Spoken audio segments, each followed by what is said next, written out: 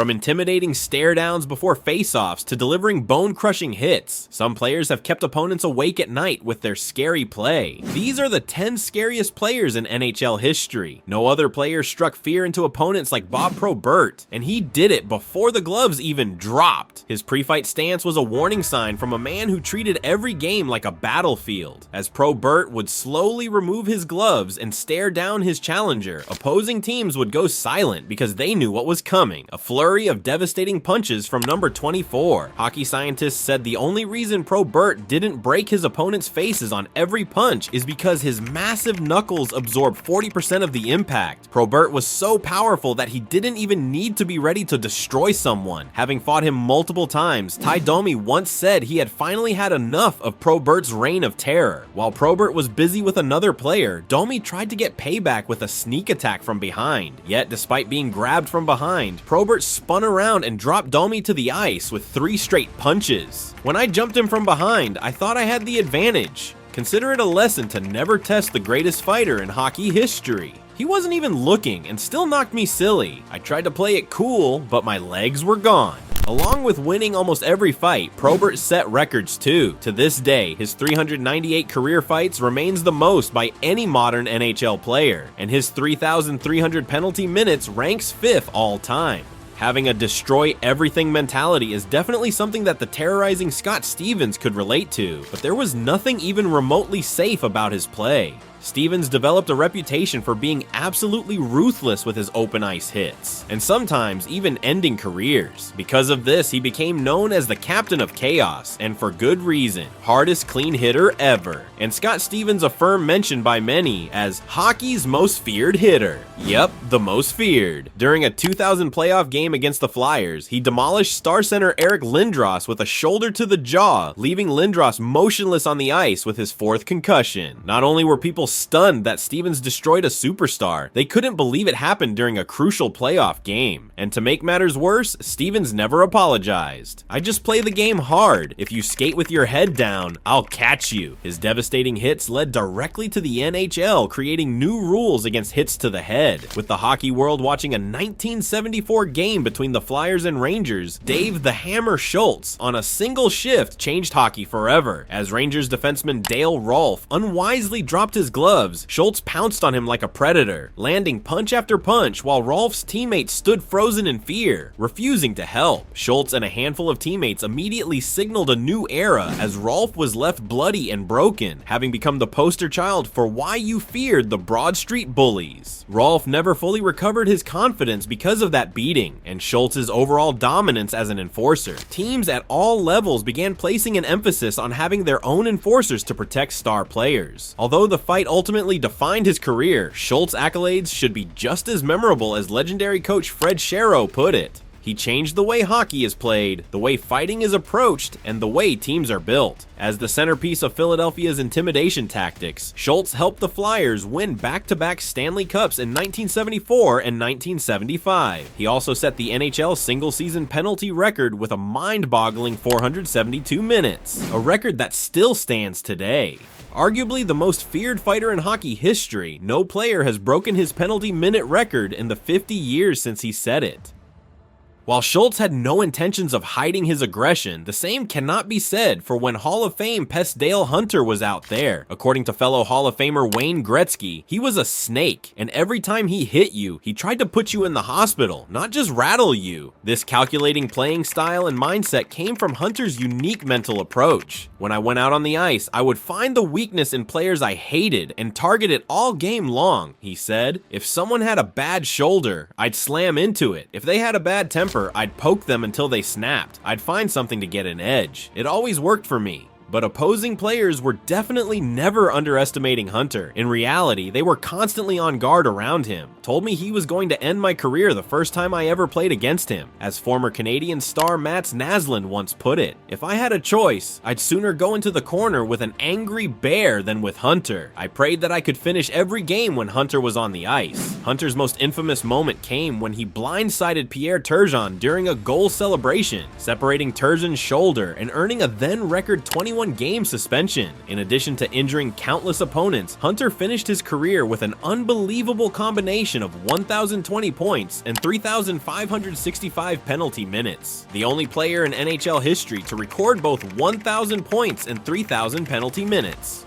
Chris Pronger was another defenseman in charge of one of the league's most punishing defenses ever, serving as the face of the Anaheim Ducks' intimidation tactics. And it was an unforgettable face, to say the least, with a permanent scowl and cold, dead eyes that seemed to contain no mercy. Pronger's toothless snarl and imposing 6 feet 6 inches frame was the perfect representation of his playing style. Before becoming a legend, Sidney Crosby, in his first Stanley Cup final, had to go up against Pronger's Ducks. It was a moment that Crosby would never forget, and one he couldn't wait to end. He had this way of staring right through you, and then he'd cross-check you in the back when the ref wasn't looking, Crosby said. I'm thinking, this isn't fun anymore, just get me out of here. I can't tell you how badly I wanted that series to be over. Nicknamed the Department of Defense, Pronger's motto was, "We're supposed to be the intimidators. We do the hitting, not the other way around." He did everything he could to live up to this, even stealing game pucks after playoff losses to get in opponents' heads. In the 2006 playoffs, Oilers fans taunted Pronger with blow-up dolls featuring his face. Pronger responded by shutting down Edmonton's top line and leading Anaheim to the Stanley Cup final. His bold attitude and mind games inspired teammates and propelled them to a Stanley Cup championship the very next season in 2007. And with just as intimidating a nickname as the Department of Defense, Tony "Twister" Twist was never supposed to make this list, let alone play in the NHL. Twist played junior hockey as a scoring forward before his coach pulled him aside and delivered some brutal honesty. "You'll never make the NHL with your hands, but your fists could get you there."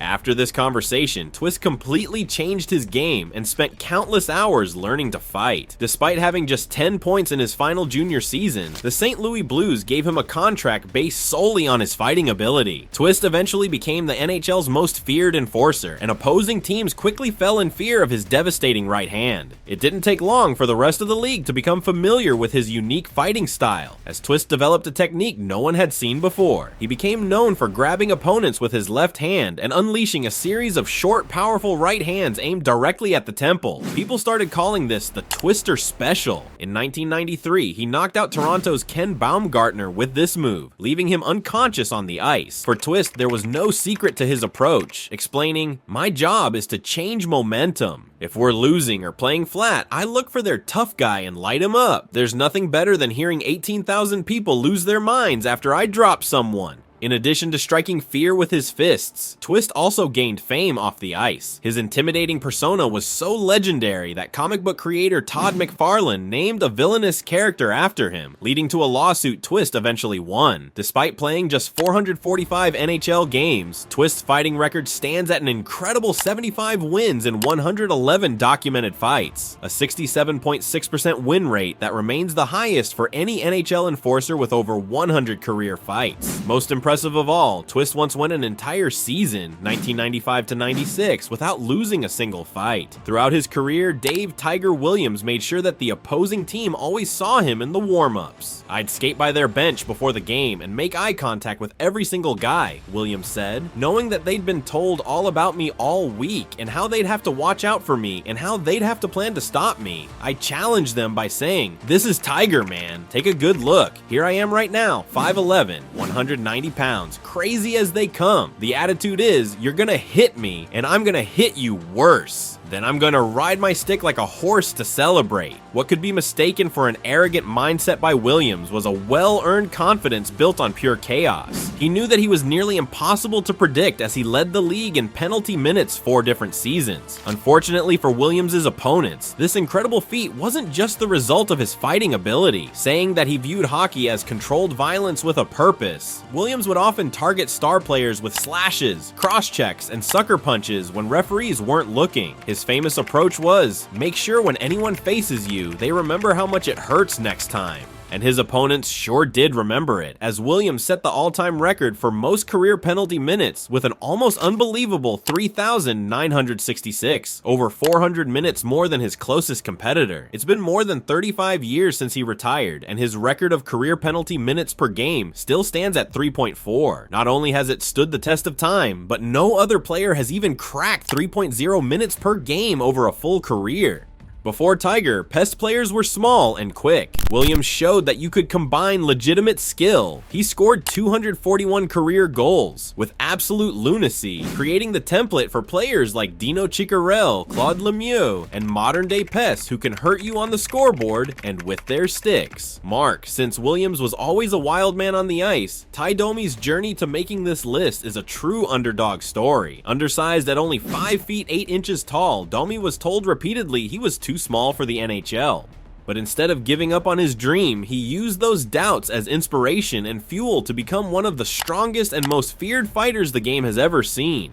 It also led Domi to never back down from anyone on the ice. My objective when fighting someone was to make them regret dropping their gloves. I didn't want to just win, but I wanted them to think twice about ever fighting me again. Even if he was going up against giants like 6 feet 7 inches Bob Probert, Domi never hesitated. Describing his approach, Domi explained, "I tried to hit them first, hit them hard, and hit them repeatedly. I wanted them off balance. When I fought Probert in '92, people thought I'd get killed. I came out swinging and caught him with 3 straight rights. Nobody saw that coming." Then, while talking years later about his training, he said, "I did 500 push-ups every single day from age 13 to retirement. My arms were twice the size of guys who were a foot taller than me. I could bench press 400 pounds at 190 pounds body weight. That's why I could throw bombs." As Domi got older, neither his fearlessness nor his otherworldly strength faded. NHL enforcer Georges Larac, himself a feared fighter, once admitted, "I was petrified of fighting Ty. He threw punches like Mike Tyson and his arms were too short to hit. He was impossible to handle. I'd rather fight 2 Proberts than 1 Domi." Another player who used superhuman strength to become a total nightmare for opposing teams was Marty McSorley. As former Oilers teammate Mark Messier put it, he could take a 220-pound man and just toss him like it was nothing. The funniest thing was seeing a tough guy get completely manhandled by Marty, and I've never seen anything like it. Not only did McSorley have this freakish strength, but he had a unique fighting style that allowed him to throw punches with both hands. Yari Curry, who played with McSorley and Gretzky on the Oilers, said, "I'd never seen anyone that strong who could fight with either hand. He was so explosive. He would grab guys with one hand and just pummel them with the other like they were children." This extremely rare combination of strength and technique made him essentially unbeatable, as opposing players began refusing to fight him entirely. According to former Kings defenseman Rob Blake, teams would completely change their approach when playing against Gretzky's teams because of McSorley.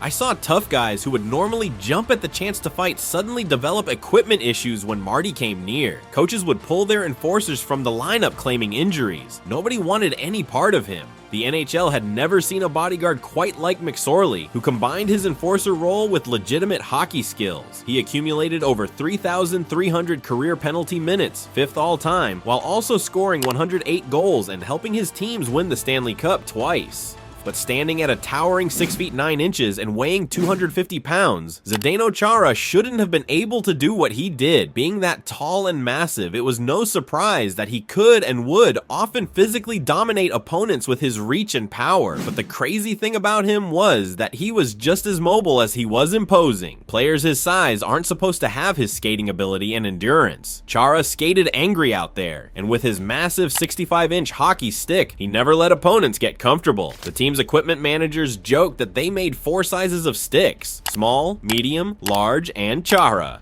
No moment shows just how tough Chara was than a play from the 2019 Stanley Cup Final. He took a deflected puck directly to the face, breaking his jaw in multiple places. Instead of missing the rest of the series as doctors recommended, Chara returned for Game 5 with his jaw wired shut. Wearing a special protective shield, he could barely speak but still played over 16 minutes that night. Legendary defenseman Bobby Orr claimed that Chara could inflict more intimidation than any other defenseman he's ever seen. Former Canadiens forward Max Pacioretty agreed, saying, "When you finished a game against Chara, you checked your body for bruises. He made grown men look like children." And despite constantly using his body to deliver punishing hits to opposing players, Chara, throughout his incredible 24-year career, missed very few games due to injury, a testament to his next-level toughness and conditioning. Most impressive of all, at age 42, he was still playing over 21 minutes per game against players half his age, making him the oldest effective defenseman in modern NHL history.